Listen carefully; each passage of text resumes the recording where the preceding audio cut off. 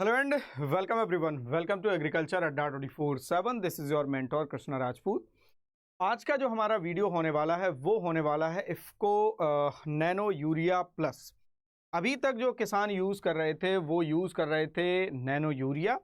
तो इफ़को ने एक नैनो यूरिया का एडवांस वर्जन, समझ लो कि एडवांस वर्जन लॉन्च किया है हाल ही में, जिसका नाम है नैनो यूरिया प्लस। प्लस का मतलब यहाँ पर ये दिखाता है कि ये मैं कहूँगा कि नैनो यूरिया से ज़्यादा ताकतवर यहाँ पर दिखाया गया है कि नैनो यूरिया से ये जो प्लस वाला वर्जन है, ये जो प्रोडक्ट है जो मार्केट में हाल ही में आया है, ये किसान के लिए बहुत ज़्यादा उपयोगी है, ऐसा कहा है इफ़को ने। इफ़को क्या है, एक फर्टिलाइज़र की कंपनी है जिसने ये प्रोडक्ट लॉन्च किया है। तो आज हम इस वीडियो में बात करने वाले हैं कि कैसे ये किसानों के लिए फ़ायदेमंद है, क्या किसानों को इसको अप्लाई करना चाहिए, या जब हम छिड़काव करेंगे तो छिड़काव कैसे करेंगे, किस फसल में कितना डोज इंपॉर्टेंट है।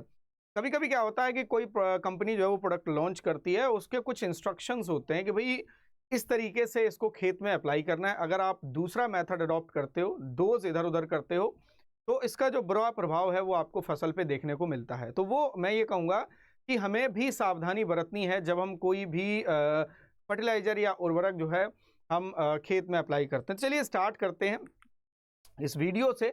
इसका जो नाम है वो है नैनो यूरिया प्लस, ठीक है। नैनो यूरिया से इसमें नाइट्रोजन परसेंटेज जो है वो ज़्यादा होती है। इसमें अगर मैं बात करूं तो इसमें क्या है कि जो ये बॉटल आपको दिख रही है, लगभग 500 ml होता है इसमें, ठीक है। लगभग 500 ml शायद होता है, या थोड़ा बहुत ज़्यादा भी होता होगा। इसमें जो नाइट्रोजन पाई जाती है वो पाई जाती है 100 ग्राम में। कितनी ग्राम नाइट्रोजन, यानी 100 ग्राम लिक्विड में नाइट्रोजन परसेंटेज होगा 16 ग्राम। कितना होगा? 16 ग्राम। और ये लिक्विड फॉर्म में पाई जाती है, तरल रूप में पाई जाती है। इसके नैनो का मतलब यहाँ पर ये होता है कि इतने छोटे पार्टिकल होते हैं, इतने छोटे कण होते हैं इसके, कि जब हम इसे पत्तियों पे अप्लाई करते हैं तो पौधे जो है वो इसको आसानी से एब्जॉर्ब कर सकते हैं। मतलब कि पत्तियों में जो रोम्स पाए जाते हैं, ट्राइकोम्स पाए जाते हैं, जो छोटे छोटे पोर्स पाए जाते हैं, उनके माध्यम से ये आसानी से पौधों को उपलब्ध हो जाता है, ठीक है। और इसे प्लांट आसानी से यूटिलाइज कर सकता है, ऐसा कहा है इफ़को ने। बेसिकली देखा जाए, नैनो यूरिया के ऊपर पंजाब एग्रीकल्चर यूनिवर्सिटी ने एक रिसर्च की थी, जिसमें पंजाब एग्रीकल्चर यूनिवर्सिटी ने यह पाया था कि जो किसान नैनो यूरिया का प्रयोग कर रहे हैं उसमें वो जिस फसल में ये प्रयोग किया जा रहा है उसमें प्रोटीन परसेंटेज गिर रहा है, ठीक है। उसकी जो इल्ड है, जो उपज है, वो भी कम हो रही है। लेकिन अब देखते हैं, अलग अलग यूनिवर्सिटी जो है वो इसका ट्रायल लगाएंगे, इसके बाद कुछ सालों के बाद इसका रिजल्ट जो है वो सही आपको पता चलेगा। बाकी जो कंपनी रिलीज करती है, जो प्रोडक्ट रिलीज करेगी, सिंपल सी बात है, वो तो अपने फायदे गिनाएगी ही गिनाएगी। अब देखो क्या फायदे हैं इसके, क्या फायदे हैं, एक बार हम लोग देख लेते हैं। कहा गया है कि जो पैदावार है वो हमें ज़्यादा मिलेगी, उच्च पैदावार मिलेगी, क्योंकि नाइट्रोजन का परसेंटेज इसमें ज़्यादा है। जस्ट डबल मान लो आप उसका। किसानों की आय में वृद्धि होगी जब आपको उपज मिलेगी ज़्यादा, और साथ ही साथ में जब आपको क्वालिटेटिव उपज मिलेगी, क्वालिटी उपज मिलेगी, तो जो है किसानों की आय बढ़ेगी। रासायनिक उर्वरकों के उपयोग में कमी आएगी, मतलब कि जो सॉइल में हम लोग प्रयोग कर रहे थे, यूरिया, डीएपी, है ना, इनमें कमी आएगी, जिससे सॉइल पोल्यूशन यानी मृदा में होने वाला प्रदूषण जो है वो कम होगा। और साथ साथ में जो है वो पर्यावरण जो है वो भी नहीं प्रदूषित होगा, क्योंकि भाई यूरिया जिस कंपनी में बन रही है, ठीक है, यूरिया जो बना रहा है वो पोल्यूशन तो फैला रहा होगा, वो भी कम होगा। भंडारण और परिवहन में आसान होगा, मतलब कि भंडारण मतलब कहीं भी इसे स्टोर कर सकते हो, बॉटल होती है बहुत सिंपल सी, ठीक है। इसके साथ साथ इसे आसानी से एक जगह से दूसरी जगह ट्रांसपोर्ट किया जा सकता है, ये लाभ हैं इसके। इसके बाद आवेदन का समय एवं विधि, मतलब कि कब हम इसे अप्लाई करें और किस विधि से हम अप्लाई करेंगे। तो अप्लाई करने की जो विधि है वो है पर्ड स्प्रे। पर्ड स्प्रे का मतलब है पत्तियों पे इसका छिड़काव किया जाता है, यानी मृदा पे इसको अप्लाई नहीं किया जाता, बेसिकली इसको पत्तियों पे अप्लाई किया जाता है। तो इसमें देखो, पहला पॉइंट हम लोग पढ़ते हैं, अच्छे पत्ते निकलने की अवस्था, मतलब कि जब पत्ते ज़्यादा निकल रहे हो, टिलरिंग ज़्यादा हो रही हो, ब्रांचिंग ज़्यादा हो रही हो, तब हम क्या करेंगे, 2 से 4 ml प्रति लीटर पानी की दर से नैनो यूरिया प्लस के 1 से 2 स्प्रे करें। मतलब कि क्वांटिटी कितनी लेनी है एक बार में, सिर्फ और सिर्फ क्वांटिटी लेनी है स्टार्टिंग में, जब टिलर निकल रहे हो, जब कल्ले निकल रहे हो, 2 से 4 ml प्रति लीटर, मतलब 1 लीटर पानी में 2 से 4 ml जो है हम नैनो यूरिया प्लस का मिलाएं। तो जितना वाटर आप उसमें यूज़ करने वाले हो उसी हिसाब से हम इसकी मात्रा, मतलब कि हम अगर मान लो 1000 लीटर पानी मिलाने वाले हैं तो इसमें हम क्या करेंगे, 1000 का गुणा कर देंगे, सिंपल सी बात है। तो ml में की क्वांटिटी निकल आएगी। 1 से 2 स्प्रे करें और 20 से 25 दिन बाद जो है जब फूल आने वाले हो, मतलब फूल आने के एक सप्ताह पहले हम क्या करेंगे, 250 ml, ठीक है, 250 से 500 ml प्रति एकड़ प्रति स्प्रे लगाएं। मतलब कि जो है जैसे ही हम फ्लावरिंग स्टेज आने वाली होगी, उससे हफ्ता पहले जो है वो एक स्प्रे हम और करेंगे। दूसरा क्या करेंगे, एक अतिरिक्त स्प्रे हम तीसरा स्प्रे करेंगे लंबी अवधि में और उच्च नाइट्रोजन आवश्यकता वाली फसलों, मतलब ऐसी फसलें जो ज़्यादा समय लेती हैं पकने में, उसमें हम एक स्प्रे और डालेंगे। बेसिकली जैसे धान गेहूं है, इनमें आप 2 स्प्रे जो है वो सफिशिएंट है। अगर आप जैसे गन्ना वगैरह में अप्लाई करना चाहते हो तो आप एक स्प्रे और ले सकते हैं। तीसरा, स्प्रे के लिए पानी की मात्रा स्प्रेयर के प्रकार तथा फसल के चरण के अनुसार भिन्न होती है। मतलब कि कितनी क्वांटिटी लगेगी पानी की, वो डिपेंड करेगी कि किस स्प्रेयर से आप पानी अप्लाई कर रहे हो, और साथ ही साथ में डिपेंड करेगा कि किस स्प्रेयर से आप अप्लाई कर रहे हो। देखो आपके पास 3 ऑप्शन है यहाँ पर। एक नेपसेक स्प्रेयर जो बेसिकली जो जनरली किसान यूज करते हैं, इसमें क्या है, प्रत्येक 50 से 60 लीटर टैंक में 2 से 3 कैप, मतलब कि 2 से 3 कैप का मतलब यहाँ पर क्या है, 50 से 75 ml लगभग हो जाएगा। इसके बाद ये 8 से 10 टैंक सामान्यतः 1 एकड़ फसल के लिए कवर करते हैं। इसमें कहा गया है कि जो टैंक आपको यहाँ पर दिख रहा है, इसकी जो कैपेसिटी है, स्प्रेयर की कैपेसिटी, वो 15 से 16 लीटर टैंक है। तो इसमें क्या करेंगे, हम 2 से 3 कैप डाल देंगे, डाल दिया हमने, ठीक है। और आपको फिर रिफिल करना पड़ेगा जब ये खत्म हो जाएगा, क्योंकि 1 एकड़ में लगभग 10 टैंक की आवश्यकता होगी। तो हम हर बार क्या करेंगे, प्रति टैंक में 2 से 3 जो है ml डालेंगे, है ना, डपक के अनुसार जो उसका कैप आती है उसके अनुसार हम जिसमें देख लेंगे। इसके बाद एक पावर स्प्रेयर होता है, मार्केट में आता है पावर स्प्रेयर। इसकी जो कैपेसिटी होती है वो 20 से 25 लीटर होती है। इसमें हम 3 से 4 कैप डालेंगे, ठीक है। कैप ऊपर वाला जो कैप होता है भर के 3 से 4 डालेंगे, जिसमें 75 से 100 ml जो है लगभग नैनो यूरिया प्लस रहेगा। 4 से 6 टैंक जो है वो सामान्यतः 1 एकड़ खेत के लिए असफिशिएंट माने जाते हैं।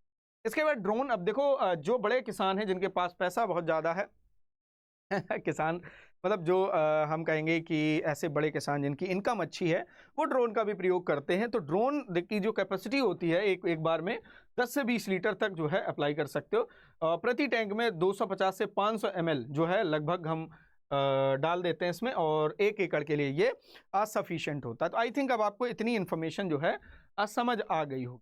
अब सामान्य जानकारी और कुछ समझते हैं हम लोग। जैसे घोल में क्या दिया है, स्प्रे घोल तैयार करने के लिए साफ पानी का प्रयोग करें। तालाब वगैरह पानी न ले, है ना, नलकूप का पानी, ट्यूबवेल का पानी आप यूज करें, साफ होना चाहिए, गंदा नहीं होना चाहिए, है ना, बहुत कीचड़ वाला पानी नहीं होना चाहिए। पत्तों पर छिड़काव के लिए फ्लैट फैन या कट नोजल का उपयोग करें। देखो फ्लैट फैन आपने देखा होगा जिससे हम हर्बिसाइड स्प्रे करते हैं, है ना, वो तो आपको मार्केट में मिल जाएगा, आपको बहुत ज़्यादा दिमाग लगाने की जरूरत नहीं है। जो आपकी शॉप दुकान होती हैं, जो बीज भंडार होते हैं, जो पेस्टिसाइड वाली होती है, वहाँ पर आपको स्प्रेयर मिल जाएगा। और अगर आप भाई बहुत ज़माने से खेती कर रहे हैं, आपके पास एरिया ज़्यादा है, तो आपने खरीद रखा होगा, ठीक है, इसका प्रयोग करें। और बेहतर अवशोषण के लिए ओस से बचने के लिए सुबह या शाम में स्प्रे करें। देखो इसमें कहा गया है ओस से बचने के लिए, मतलब पत्तियाँ बहुत ज़्यादा गीली होंगी तो वो प्लांट जो है वो एब्जॉर्ब नहीं कर पाएगा, तो हम या सुबह करें या अप्लाई शाम को करें। इसके बाद यदि छिड़काव के 8 घंटे के भीतर बारिश हो जाती है तो छिड़काव दोहराने की सलाह दी जाती है। क्योंकि मतलब कि अगर मान लो हमने नैनो यूरिया प्लस डालने के बाद बारिश हो गई, अब पूरा नैनो यूरिया प्लस क्या हो जाएगा, धुल जाएगा, बह जाएगा। तो अब कहा गया है कि हमें दूसरा स्प्रे करने की जरूरत है, मतलब कि कहा जाता है कि अब आपको दूसरा स्प्रे जो है वो करना पड़ेगा। इसके बाद यहाँ पर एक बोतल छपी है, कुछ लाइनें लिखी हुई हैं, पढ़ते हैं इसको। नैनो यूरिया प्लस अधिकांश जैव उत्तेजक नैनो डीएपी 100% पानी में घुलनशील और कृषि रसायनों के साथ संगत हैं, लेकिन छिड़काव से पहले जार परीक्षण कराने की सलाह दी जाती है। जार परीक्षण क्या होता है ये हम आपको अगले वीडियो में बताएंगे। तो बेसिकली कहा जा रहा है कि इसको किसी के साथ भी मिलाकर आप दे सकते हो, ये 100% पानी में घुलनशील होते हैं। अब यहाँ पर कुछ सावधानियां आपको बरतनी पड़ेंगी। कुछ सावधानियां कैसे बरतनी पड़ेंगी मैं आपको बताता हूँ। निर्माण की तारीख से 24 महीने के भीतर उपयोग करें, मतलब कि जब से ये मैन्युफैक्चर हुआ है उसके 24 मंथ पहले ही आप प्रयोग कर लें। ऐसा नहीं है कि आज आपने खरीद के रख लिया, मान लो 1 महीने पहले बना हुआ था ये, आपने खरीद के रख लिया, आप 3 साल बाद प्रयोग कर रहे हो, तो ऐसा नहीं करना है। 24 महीने के अंदर ही आपको प्रयोग करना है। आवेदन के दौरान फेस मास्क और दस्ताने पहने। जब आप स्प्रे कर रहे हो तो मास्क जरूर पहन ले भैया, मास्क पहन लें, दस्ताने पहन लें, नहीं तो वही यूरिया जो है वो आपके नाक फेफड़े में जाएगी और वो आपकी शरीर के लिए हानिकारक होगी। बोतल को ठंडी और सूखी जगह रखें, मतलब कि ऐसी जगह रखें बोतल जहां पर टेम्परेचर एकदम रूम टेम्परेचर हो 25 degree Celsius, 25 degree Celsius. Room पे रख लो, घर में रख लो, कमरे में रख लो। और कैसा होना चाहिए, सूखी जगह रखें भैया, गीली नहीं होनी चाहिए, है ना। ओके, इसके बाद बच्चों और जानवरों की पहुंच से दूर रखें। ऐसा ना हो कि बच्चे पी लें इसको, है घर में जानवर है छोटे, उसको पिला दिया कि अरे इसकी ग्रोथ हो जाएगी। ऐसा करते हैं अक्सर गांव के जो बच्चे हैं वो करते हैं, ठीक है। हाँ, हमारे यहाँ तो एक बार जो कुत्ते के बच्चे होते हैं उनका ऑपरेशन कर दिया था बच्चों ने, है ना। वो देखते रहते थे गांव में जो कैस्ट्रेशन किया जाता है बेसिकली जानवरों का, ठीक है। तो बच्चे देखते थे, तो उन्होंने एक बच्चे भाई छोटे बच्चे पे, कुत्ते पे ट्राई कर लिया, है ना। तो उस दिन से सब ध्यान रखने लगे कि बच्चों के सामने ये सब नहीं करना है ना। और पर स्प्रे के लिए आवेदन की अनुसूची, ये कुछ पढ़ने की जरूरत नहीं है आपको। बेसिकली देखा जाए एक ढक्कन, अभी हम ढक्कन की बात कर रहे थे ना, 25 ml ढक्कन का वजन होता है। अब यहाँ पर एक चार्ट दी हुई है, इस चार्ट को आप स्क्रीनशॉट कर सकते हो। इसमें देखो क्या क्या लिखा हुआ है कि मतलब कि फसलें दी हुई हैं, उसमें पहला स्प्रे कब करेंगे, दूसरा स्प्रे कब करेंगे और तीसरा स्प्रे। हम एक बार रिपीट कर देते हैं इसको, हम एक बार रिपीट कर देते हैं। जैसे यहाँ पर अनाज वाली फसलें दी हैं, तो इसमें पहला स्प्रे 30 से 35 दिन बाद, और फिर इसके बाद हम क्या करेंगे, दूसरा स्प्रे करेंगे 50 से 60 दिन बाद, ठीक है। तो यहाँ पर दालें दी हैं, तिलहन दिया, सब्जी दिया, आलू दिया है, कपास दिया है, गन्ना दिया है, फल एवं फूलों की फसलें दी हैं, चाय दी है, बागवान। तो यहाँ पर ये जो है आप यहाँ पर स्क्रीनशॉट कर सकते हो इसको, है ना। फोटो रख लेना अपने पास, स्पेशली पूछा जा सकता है आपसे, एग्जाम के पॉइंट ऑफ व्यू से भी इंपॉर्टेंट है और ये किसानों के लिए भी इंपॉर्टेंट है, ठीक है। तो अगर आप भी एक किसान हैं और नैनो यूरिया प्लस का आप प्रयोग कर चुके हैं, ठीक है, तो हमें कमेंट बॉक्स में जरूर बताएं इसका फीडबैक कैसा रहा है, क्योंकि हमें ये जानना जरूरी है। देखो, कोई कंपनी प्रोडक्ट निकाला, हम डायरेक्ट उस पर भरोसा नहीं कर सकते, हम रिजल्ट पे भरोसा करते हैं कि किसानों को बेसिकली रिजल्ट मिला या नहीं। वैसे ही हमने एक नैनो यूरिया पे ऐसा ही वीडियो बनाया था, जिसमें उसके कुछ खराब फीडबैक थे जो इफ्को को अच्छे नहीं लगे बेसिकली, तो उन्होंने हमें बहुत कुछ सुनाया भी है। तो मैं ये चाहता हूं कि आप इसका फीडबैक हमें दें, कि इस कमेंट बॉक्स में हमें फीडबैक दें कि नैनो यूरिया प्लस का फीडबैक बेसिकली क्या है, अगर आपने प्रयोग किया। और अगर आपको ये वीडियो अच्छा लगा है तो ज़्यादा से ज़्यादा इस वीडियो को शेयर करें और हमारे चैनल को सब्सक्राइब करें अगर आपने अभी तक सब्सक्राइब नहीं किया। बाकी हम आपको मिलेंगे अगले वीडियो के साथ, जिसमें हम आपको नैनो यूरिया और नैनो यूरिया प्लस को कंपेयर करके बताएंगे कि दोनों में कितना डिफरेंस है। बेसिकली अगर किसान किसको प्रयोग करेगा तो किसानों को ज़्यादा फायदा होगा। Thank you, all the best. Video को लाइक करें, शेयर करें और हमें अपनी राय कमेंट बॉक्स में ज़रूर बताएं। Thank you, all the best.